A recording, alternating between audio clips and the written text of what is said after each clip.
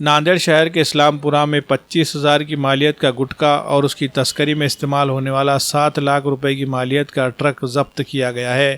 Police ذرائع سے ملنے والی تفصیلات کے مطابق مہاراشٹر میں گٹکا اور خوشبودار زردے سے بنی اشیاء کی خرید و فروخت پر پابندی عائد کی گئی ہے۔ اس کے باوجود کچھ گٹکا مافیا پڑوسی ریاستوں سے گٹکا برآمد کر کے ناندیڑ ضلع میں فروخت کرتے آ رہے ہیں۔ یہی وجہ ہے کہ ناندیڑ میں گٹکے کا دھندا ان دنوں عروج پر ہے۔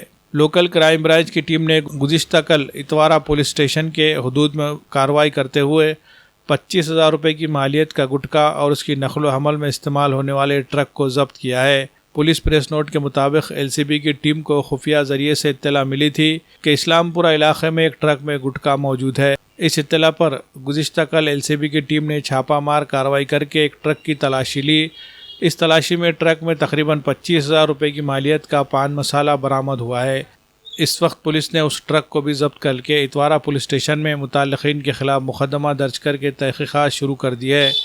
اس دوران یہ بھی اطلاع ملی ہے کہ خدیم شہر میں ان دنوں بڑے پیمانے پر غیر قانونی گٹکے کی خرید و فروخت ہو رہی ہے، جس سے نوجوانوں کی زندگیاں برباد ہونے لگی ہے۔